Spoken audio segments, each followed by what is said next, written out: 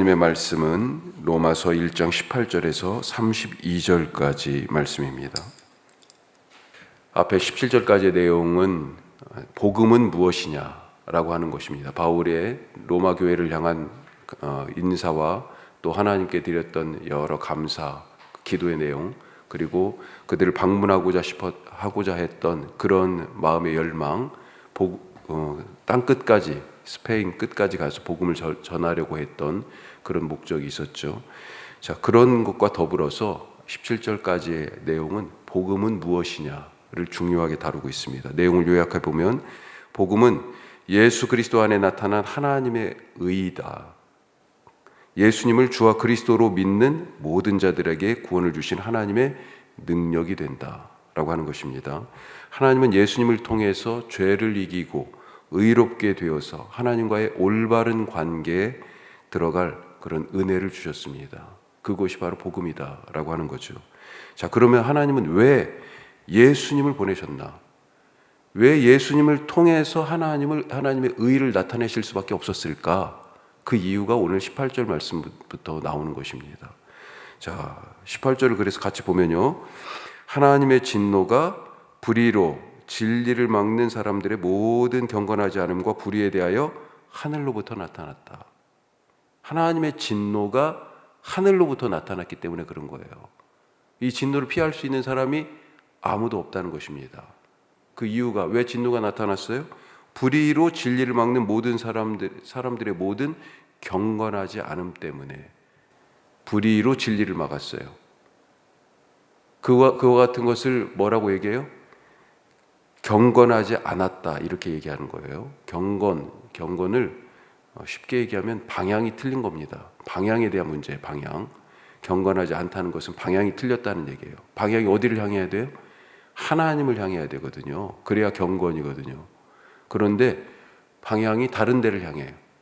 나를 향하거나 또 다른 것을 향하거나, 다른 것을 향하면 하나님이 아닌 다른 것을 섬기는 것이 되잖아요. 우상 숭배지요. 나에게 방향이 오면요, 나 중심적인 이기적인 삶을 살아가게 되죠. 하나님 중심, 하나님 먼저, 하나님을 향한, 하나님이 목적이 된 방향이 하나님을 가리키는 것이 바로 경건인데, 하나님을 향하지 않은 방향은 틀린 거다. 그것을 불의로 진리를 막은 사람들의 모습, 삶의 모습이라고 볼 수 있는 것입니다. 자, 이걸 쉽게 말하면 뭐예요? 죄라는 거죠.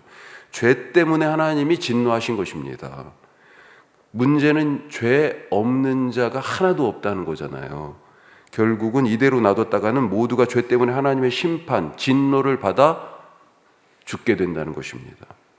하지만 하나님께서는 사람들의 이 불의와 경건하지 않음, 이 사람들의 죄, 하나님을 떠난 거죠. 방향이 하나님을 향하고 있지 않습니다.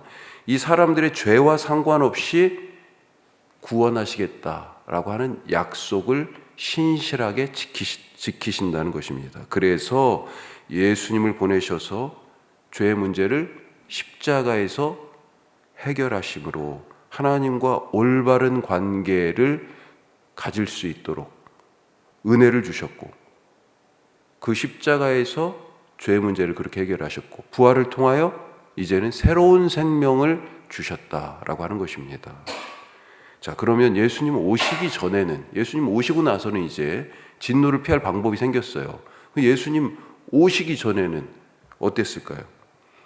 사람들이 아니, 예수님을 통해서 하나님의 은혜, 새로운 생명 알게 됐지만 그 전에는 하나님을 알 수도 없었어요. 이렇게 말할 수 있다는 거죠. 그래서 죄 지을 수밖에 없었다. 핑계 댈 수 있는데 핑계를 과연 댈 수 있을까? 아니다 하는 것입니다. 자, 19절 20절 같이 한번 다시 읽어보겠습니다. 19절, 이는 하나님을 알만한 것이 그들 속에 보임이라. 하나님께서 이를 그들에게 보이셨느니라. 창세로부터 그의 보이지 아니하는 것들 곧 그의 영원하신 능력과 신성이 그가 만드신 만물에 분명히 보여 알려졌나니 그러므로 그들이 핑계하지 못할지니라. 아멘. 핑계 못 댄다는 거예요. 사람들이 우리는 하나님을 알 수도 없었어요. 아무리 변명하고 핑계를 해봐야 소용없다. 왜냐하면 하나님이 세상이 창조될 때부터 쭉 당신을 사람들에게 계속해서 보여주셨다는 거예요. 이걸 계시라고 얘기하죠. 당신이 지으신 만물들의 하나님의 능력과 신성이 충분히 분명히 확실하게 계속해서 드러나 있었다는 것입니다. 그렇게 하나님께서 자기를 드러내셔요. 예. 사람들이 어떻게 알아봅니까? 하나님이 창조주시구나. 지어진 이 모든 만물을 보니까 이를 지으신 분이 계시는구나. 자기 존재에 대해서 생각하다가 우리가 어디서 왔지?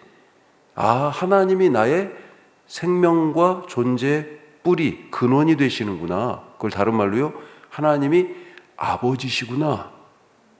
하나님이 창조주이신 것과 아버지이신 것을 알게 된다는 거예요. 그것이 바로 진리입니다. 진리. 아까 불의로 진리를 막았다 이렇게 되어 있잖아요. 하나님이 자기를 드러내신 그것, 하나님이 우리의 창조주이시며 아버지이시다라고 하는 것이 진리잖아요. 그걸 갖다가 죄 때문에 그게 안 보이는 거죠. 하나님이 계속 보여주셨는데. 자, 하지만 사람들은 하나님이 보여주신 이 모든 것들을 통해서 그것을 깨달았어야 하는데 그것을 알지 못하고 어떤 반응을 보였어요? 그게 바로 그 다음에 있는 말씀입니다. 21절에 자, 어떻게 되어 있습니까? 하나님을 알되 하나님을 영화롭게도 아니하며 감사하지도 아니하고. 일부는 알았어요. 예. 그렇지만 안 걸 가지고 하나님을 향하지 못했어요. 하나님을 영화롭게도 안 하고 하나님께 감사하지도 못하고 오히려 스스로 지혜롭다고 그렇게 교만하여져서 23절에 보니까 무슨 짓을 하고 있어요? 썩어지지 아니하는 하나님의 영광을 같이 읽습니다. 23절 썩어지지 아니하는 하나님의 영광을 썩어질 사람과 새와 짐승과 기어다니는 동물 모양의 우상으로 바꾸었느니라. 이런 일을 하게 되네요. 예. 자, 이것을 보고 하나님이 진노하지 않을 수 없으셨다는 것입니다. 자, 24절부터는 하나님이 자신을 계속 나타내셨잖아요. 뭘로 나타내셨어요? 창조주요 또 아버지로. 그렇게 나타내신 그 진리에 대해서 사람들이 보인 반응을 지금 얘기하고 있습니다. 자, 24절에서 27절은 그것을 한마디로 요약하면 뭐냐면 음행이에요. 음행.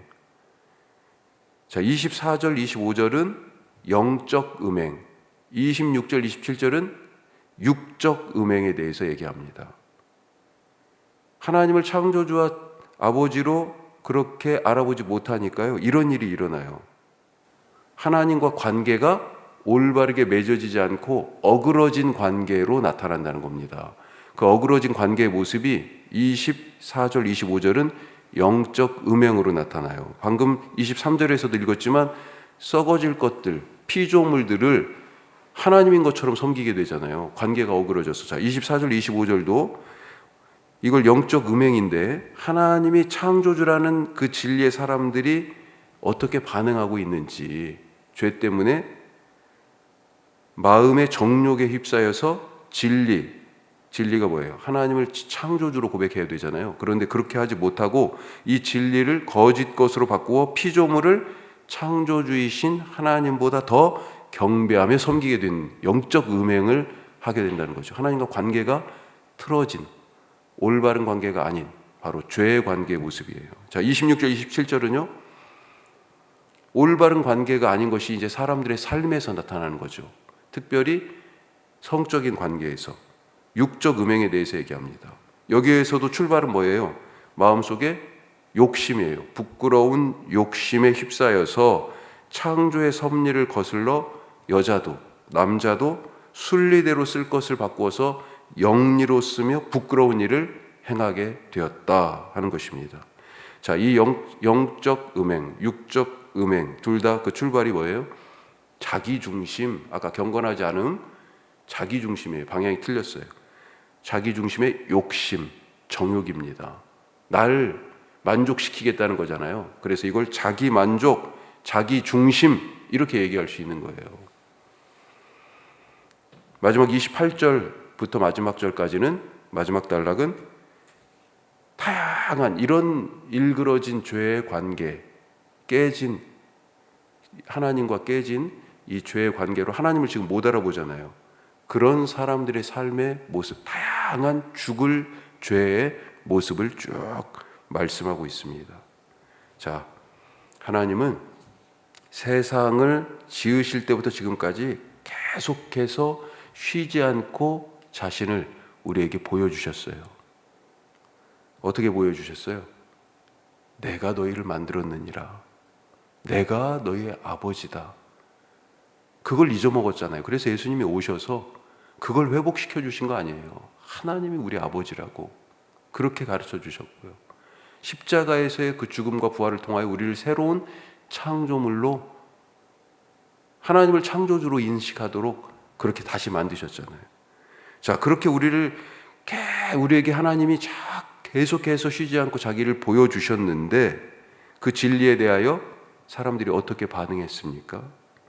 하나님을 알지도 못하고 창조주로 고백하지도 않고 아버지로 부르지도 않고 오히려 자기 욕망을 따라서 피조물을 하나님처럼 섬기는 영적 음행으로, 또 삶에서 자기 중심, 자기 만족으로 자기 욕구를 채우기 위하여서 그렇게 육적, 영적 음행을 범하면서 마음에 하나님 두기를 싫어하여서 그 자리에 자기가 딱 앉아 살아가는 그런 모습으로 살았다는 거죠. 결국 그 사람의 삶의 모습이 뭡니까? 32절에 보면, 자, 32절에 앞부분이 어떻게 되어 있어요? 같이 해요.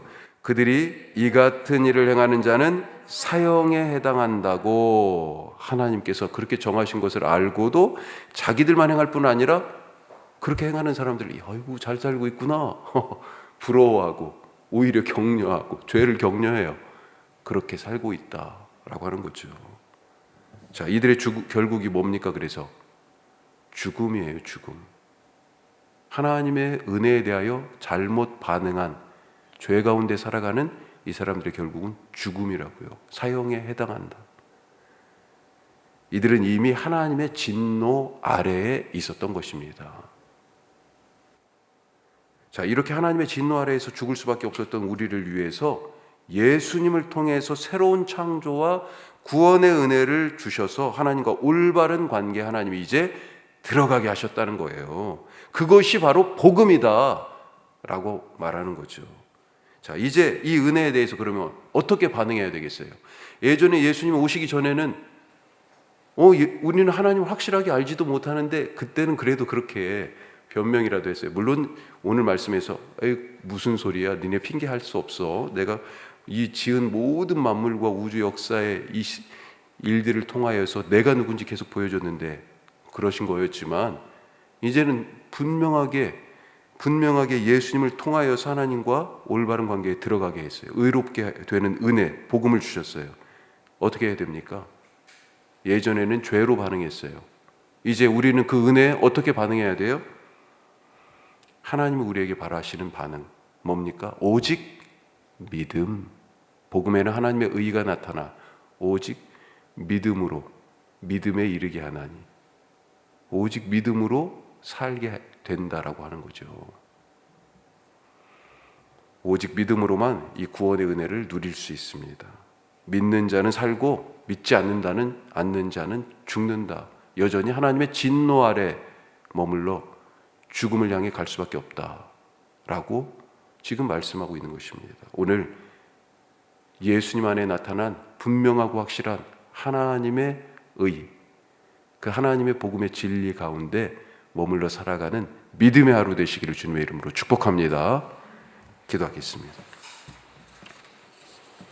세상에 믿음 없는 사람들, 이 사람들은 어떤 사람들이에요? 하나님 없는 사람이에요.